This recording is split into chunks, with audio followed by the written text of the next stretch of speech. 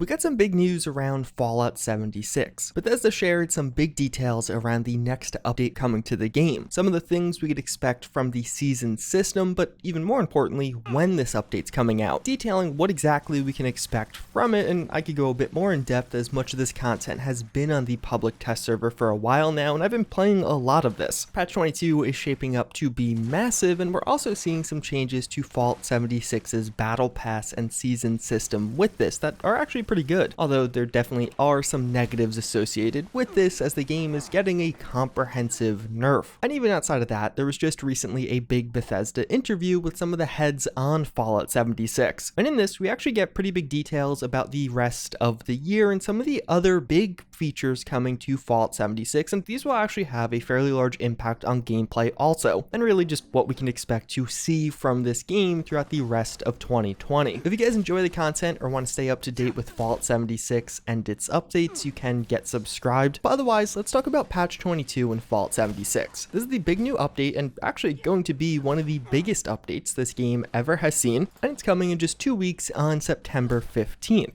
One of the core new features that's coming with this, and actually going to be a big feature for Fallout 76 going forward, is daily ops. Quite simply, these are rotating dungeons, so once per day there'll be a dungeon at a different location on the map. There are a few preset locations right now, and if you actually complete this dungeon under a certain amount of time, you'll get some unique rewards, and you can play with up to 3 other players, so 4 people completing this in total. Right now there's a current game mode with uplink where you basically have to hold down and secure certain areas, stop hordes of enemies from taking you out as you're holding them, but unlike more typical Fallout 76, this mode has a couple of twists. Right off the bat, enemies will have a unique mutation, like as you're seeing in the background, they will shoot you with cryo shells all the time, making it so you just get really slowed, and this could be really frustrating, but also makes the mode overall a lot more interesting. Even further, by taking down enemies, you'll get a lot of experience. They actually drop ammo as per what weapon you're using. They tied this in with the public team system, so you could just pretty quickly jump on a Fallout 76 server, join a public team, and immediately play with some others doing some of these events or grinding them out, whether it be for experience, ammo, or some of the new and unique rewards you can get from this, which also are pretty nice. For me at least, having played this a lot over the past month or so, it is going to be one of my favorite new feature additions for this game. It's going to be a real step forward for it, because it's always going to be there in the background, and something they can very easily add on top of. Add in new locations for a dungeon to take place, add in different game modes outside of this one where you have to hold down positions, maybe just have a more true to form horde mode where it's simply how long can you all survive, and then of course new mutations for these enemies to have that could definitely make it a lot more interesting and actually require more teamwork. Right now some of the mutations require some teamwork, other ones are more just a nuisance there in the background, but either way it is a lot of fun. Some of the most fun I've had in this game in a very long time, and honestly my only complaint is at points it could be a little bit too easy. We're also getting legendary perks with this, so it'll give you a lot more flexibility and customizability when it comes to building out your character and what bonuses you can get. If you're a high level player in Fallout 76 right now, you will just have additional perk cards basically for free, so you'll have more bonuses on your character, which can be very useful. Although to upgrade these, it's going to be a bit more costly. It's definitely going to be one of the biggest grinds in the game time-wise if you want to max rank every legendary perk slot. Although in the PTS right now, they actually just added a new challenge, so once you hit level 50, you'll get 50 perk card coins, so it makes things a little bit easier. But then one of the other big changes, the one that might be a bit more controversial, is one wasteland for all, and this is really one with pros and cons, and we have some recent updates around this also. So more or less what one wasteland will bring to the game is more level appropriate enemies all around. So that means if you're a low level, you'll more oftentimes see low level enemies to a degree. There's still higher level zones where enemies will only go down to a certain level, so if you're level 5 you still will see level 35s, but for most players if you're higher level you'll more often see level 50 to 100 enemies, and in particular with some of these starting areas. Previously you would see level 1 to 5, but now you could actually encounter level 50 enemies, which makes them a lot more enjoyable. You'll get more experience overall playing with this new update, but also whenever you get a legendary weapon drop, it will be level appropriate. No longer will you have under level legendaries, assuming you actually are over level 50. But this is where one of the big nerfs comes in. Bethesda actually changed the way damage modifiers are calculated with this, and without without going too in depth, they changed it from a multiplicative system to an additive system. But what this really means in game is almost across the board, damage output is lowered. And in particular for bloodied builds, they seem to have been hit the hardest, but also they were one of the best builds previously, and they still are the best build, it's just all the numbers are pretty much down. And this is actually one aspect of this that is curious, or I almost take issue with. As I described earlier, Bethesda confirmed today that the new update is just under 2 weeks away now. But a couple of weeks ago, shortly after this nerf went live on the public test server, Bethesda said this: "No, the damage bonus calculation changes are not intended to make the game seem harder. Previously, the way damage scaled with all the buffs that could accumulate through perks, legendary effects, food, etc. was pretty unwieldy to work with from a development perspective. The changes that are in the PTS right now greatly simplify how those bonuses affect your damage. As a result, we have a much better path forward to make smarter and more effective balance changes and buffs. These changes look like nerfs right now, but they are changes we needed to make as we continue to work on the game to make it even better." So that's great, and even just based off data mines, nothing said here is inherently false. But now, as we are 2 weeks out from this big new update going live, and earlier today we saw an update on the public test server, none of those buffs ever came. Damage calculations are roughly the same as they were when this post was made, and although hypothetically there still is time, typically as you get into the final stretch of the public test server, big changes aren't implemented because there simply isn't time to test them. And at least as it stands right now, as many, including myself, predicted, patch 22 is gonna go live with a big nerf to damage across the board. Enemies still deal the exact same amount of damage to you, and even at points with one wasteland, you'll be fighting higher level enemies, so they'll deal even more damage, but you're dealing less damage to them. And you really feel this when fighting high tier enemies like bosses or things like Mirelurk Queens. It really does take a lot longer to kill them, although otherwise this nerf isn't super bad if you already had a pretty good build. And with how Bethesda is with making promises or updating and patching Fallout 76, I don't have a ton of confidence that things will be back to normal. I imagine this update will bring a nerf to the game, and perhaps there's a few minor buffs in the future way down the line, but large in part, considering we haven't seen much of anything thus far, I don't have a ton of hope we'll see anything in the future either. I'd love to be proven wrong on this again, in particular against some of those boss enemies. It can definitely be a drag. Even further, there's still bugs in this system, in particular with energy weapons. There's still a miscalculation as far as damage and scaling with certain legendary effects. There's a great post on this I'll have linked in the description if you want to read up on it. It's not fixed, and is it going to be fixed before the update? Probably not. So although patch 22 is going to bring a ton of new content for veteran players and actually creating new accounts, legendary perks carry over when you make a new account, and one wasteland will make playing on a new account a lot more enjoyable. There also will definitely be some backlash around this big nerf, assuming again in the next 2 weeks nothing further is buffed on the opposite side. One other minor thing that was mentioned in the past was hunger getting changed with one wasteland. Right now in Fallout 76, if you don't attend to your hunger and thirst, you will get debuffs to your character. And they did mention how this was actually going to get removed with one wasteland, but we just heard today that this actually got pushed to a later update. So it's still planned, it's just not coming with patch 22. And to be clear, they weren't removing hunger and thirst, they were removing debuffs from hunger and thirst. Rather, if you actually attended to your hunger and thirst, you'd get buffs to your character. So you hypothetically could ignore it and there would be nothing wrong with your character. And one other issue that still has just yet to be fixed for one reason or another is the Ounce of Prevention quest. It's going on a month that this fundamental quest for Wastelanders and vanilla Fallout 76 is uncompletable. There's certain workarounds, some actually requiring private servers, which is kind of hilarious, but Bethesda just gave us an update 5 days ago saying it's still being worked on. But this is a big thing to not fix in a timely manner, as you can't complete Wastelanders without completing this quest, and right now again, you can't complete it in normal means. Although one of the other big things that is coming with patch 22 is Season 2. We heard earlier this week that Season 1 for Fallout 76, which is active right now, will end on September 8th. So you have a few more days to take care of things if you have not made it to the end, or alternatively, if you want to buy your way to the end, that also is available. But Season 2 will kick off on September 15th, again with patch 22. Season 2's theme is going to be Armor Ace and the Paw Patrol, and actually has some pretty interesting changes with it, many of which are user-friendly and will make completing this secondary season quite a bit easier. Right off the bat, actually being able to buy rank ups will be available from day one. So with the season system, you could pay to rank up your level for 150 atoms at any point. So I'm sure many people right now who are like, uh-oh, I may not be able to complete the season, will just buy their way to the end. But the next season, instead of there being a 2-week buffer at the start, it'll just be available from day one. Not really a huge issue. That 2-week buffer was honestly probably just there to avoid avoid controversy when Season 1 came out, but I don't think it really makes a big difference one way or the other. Some of the exclusive rewards you could get from Season 1 will now be available in-game for purchase via gold bullion, so if you miss out on them, you won't be permanently unable to get things like the ammo converter. There's actually going to be daily ops themed challenges added to the season. Based on this wording, I don't know if that means they're just going to occupy one of the slots or there'll be one additional daily ops daily and weekly every single day, although they do also describe how there will be additional weeklies each week, and this is a huge quality of life and just pro consumer move. The way challenges worked during Season 1 was that you got most of the points by completing daily challenges, which of course reset once every 24 hours, but then there were also weeklies that gave a smaller overall portion. So if you really want to stay consistent, most people are trying to log in once a day to complete those dailies, and to some degree you would have to do this. It was impossible to complete the challenges by only completing weeklies, but of course that's pretty frustrating for anyone with a life or a job that can't play this game every single day just to complete a few challenges. So this is definitely good from Bethesda. Adding additional weeklies each week gives you a lot more flexibility, a 7-day time span to actually complete those challenges and get some additional points. And they also describe how there will be several double score weekends during Season 2. But now moving on to the rewards, they actually set up their full seasons page with Season 2, so now you could scroll through all of the rewards if you want to. We get a better look at some ones we've seen from data mines. That Brotherhood of Steel shelter that is very similar to what we had in earlier Fallout games. A good throwback if you played those. There's actual new armors for this season. In Season 1, they were repurposing Creation Club assets, but this time they're totally unique and actually look pretty good. For camp builders, there's a greenhouse set, which is definitely going to be very popular. You could have glass walls, glass roofs, and it seems like you'll be able to build plots of land inside, so you don't have to rely on having dirt in your camp. But also you can unlock things like nuclear key cards or even perk card packs, which will be very valuable as perk card packs are going to be one way to get perk coins to level up legendary perks. Now, as we approach the end of Season 1 and the legacy it has with Fallout 76, I honestly still think it's a good addition. I thought this from the start. It was definitely a bit more wary at the beginning when there was less challenges overall. It took longer or seemingly was harder to earn those points and actually complete things, but we got a lot of bonuses. They added new challenges every single day, which just made things easier, and there were several points across the season where you got double the reward amount. And in general, it seems like it has been a big success with this game. On SteamDB, Fallout 76 only had a 3% drop as far as player count in the last 30 days, and still holding strong at the 26th most played game on Xbox. Nuclear Winter has never been more popular on PC. I can't really speak for consoles, but before the season system was added, finding a full match in Nuclear Winter was basically never a thing, but now you can find those pretty consistently. And with some of the positive changes they're adding with Season 2, I actually think it's only going to be a better thing for the game over the next few months. But it'll be interesting to see how it continues to evolve going forward. A few minor things happening with the game right now. There was a dupe that was just recently patched. It seems like this was a PC exclusive dupe using third-party tools, so nothing super crazy on consoles. It seems like there's a glitch going around where you just get unlimited atoms or functionally unlimited atoms. There are many reports of people having hundreds of thousands or even millions of atoms in Fallout 76. This is only really going on as I'm recording this video. Bethesda is aware of it. It doesn't seem like it's something people are actively exploiting as much as it's just, hey, I logged on and all of a sudden have a ton of atoms. But we'll likely know more in the coming days. But at least for now, if you find yourself with an account with a ton of atoms, I would not spend them. But if you do find this, just know you are not alone. And also the Bravo side of the Fortifying Atlas event did begin. In game, you can see changes to the Atlas Observatory location, but also right now you can donate leather to collectively win some rewards, specifically the Legendary Purveyor reward right now. But let's move on to the interview Bethesda recently gave, which gives us quite a bit of insight as to what's going on with the game in the future and what we can expect. It wasn't all revealing, but there are some solid pieces of information that we've only heard from this interview. They did describe how Fallout 76 will feature 2 more major patches this year, and they go on to describe how they're shooting for patch 23 in fall. So how it's expected right now for this to play out is likely we get patch 22 this September, perhaps a smaller, more bug-fixing patch in October, but then come fall we'll get the full-on patch 23, which features the Brotherhood of Steel debut with Steel Dawn, but also Fallout shelters, which they do confirm and go quite a bit more in depth here. But before we get into that, they just speak broadly about the Brotherhood of Steel. It's kind of hard to follow because they just talk about the Brotherhood of Steel as basically the Brotherhood of Steel. They don't separate Steel Dawn and Fractured Steel like it's separated on the roadmap, but they say that it's going to be smaller in scale than Wastelanders, but it will feature things like allies, questing, and more. It's not totally clear if they mean both Steel Dawn and Fractured Fractured Steel together, or what I think is going to happen is like we're going to get the Brotherhood of Steel DLC over several patches. It's not just going to be one giant update like Wastelanders, but rather we'll have the introduction in one patch, then some additional questing or maybe new members, a time jump in the next patch. The patches will likely be a month or even a month and a half, 2 months apart like we see right now in game. But Fallout shelters sound pretty cool. They're going to be mini vaults we could build in our camp. They have a mini vault door to go along with them. And in this, it seems like we're going to have lowered or at least removed snapping rules, so you could place things way more freely. There'll be lower building limits, so you'll have a lot more freedom in how you could place things or where you can place them. The build limit overall will be much higher at these interior camp locations. And even further, you can actually lock the vault door for randoms and make it friends only. It seems like these are going to be really cool, and they sound very reminiscent of VR Workshop. This is actually something that was added in Creation Club, where more or less you could create a virtual workshop at a certain place, whether it be an island or even just a blank platform. This was for the settlement system, but you were allowed to build way more at these locations. I wouldn't be shocked if Bethesda for Fallout 76 looked at that and was like, hey, that's actually a really good idea. They're clearly looking at Creation Club, considering how many things they've taken from it and either resold or included as rewards in Fallout 76. That was really the big thing we got confirmation on. It sounds like these mini vaults are going to be huge. A great new addition for builders, but probably just a ton of fun. One of the cool parts about camps in Fallout 76 is, even though I don't have a huge interest in them, I do have a lot of interest in seeing them and seeing what people can do with this system. And giving players more tools and functionality around this is definitely a good step forward. Although it does also seem to confirm that we aren't getting the largest part of the Fractured Steel DLC this year. You can watch my data mine video around what we have right now in the public test server, but based off what we see, there are many intro quests for the Brotherhood, and it seems very small scale. A handful of quests here or there getting introduced to the new characters, to the faction overall, but nothing super crazy or some big conflict. Nothing Wastelanders scale is in the files. I wouldn't be shocked if this smaller scale experience and the introduction is planned for this year, or perhaps in some of the updates coming out early next year, we have something a bit meatier. But either way, I would say a safe bet right now, based on the information at hand, is we do have this new patch coming out in 2 weeks, perhaps a month and a half or so after that. We do have Steel Dawn and the introduction of the Brotherhood, probably a limited time event in October to celebrate Halloween, although there's no data mines or even talk about that. Just seems like something they probably should do. And then I imagine Bethesda will be pretty quiet in December. The Scorched event will likely return, and maybe some updates around daily ops, but not a ton of new feature additions, is at least my current expectation. Although we still have this bombs drop event on the roadmap, and we have no idea what that is, but I wouldn't be shocked if it was either scrapped or pulled or pushed. A few other things they talk about just down the road as hypotheticals for this game. They still want to do pets. We heard about pets in the AMA. There were big data mines earlier this year, and they're coming at some point in the future, just not anytime soon, seemingly. Modding is something they're still actively working on with this game. A guild system is something that they may have in the works. It's high on their future wish list, but there are no immediate plans for it, and they're looking for additional ways to bring the community together. Crossplay is something that the project lead really wants for this game, but he basically describes how it's going to be a big undertaking. So it comes to that point where it's like, well, do we want to work on this or a variety of other new features we could add to the game? I honestly think Fallout 76 would really benefit from crossplay, as you could have triple system crossplay. They probably shouldn't do that because of how many hacked in weapons and dupe issues there are on PC, but at least on consoles, it definitely would be pretty cool. Although a few things that were confirmed to not be on the way. The PTS is not coming to consoles. They cite having a more closed down environment and actually more of a certification process, and playable races are not planned for Fallout 76. So unfortunately, you're not going to be a ghoul anytime soon. But otherwise, yeah, that was a big info dump around Fallout 76 and its future. There's a lot of stuff coming to this game. Just a couple of weeks, we have a big update, bringing many new features, but down the line, we could see some of the other stuff that is on the way. And for your camp builder, I'm sure that patch 23 will be really, really big. As always, again, I thank you all for watching. Hopefully you guys found this video informative, but until next time, I hope to see you all later.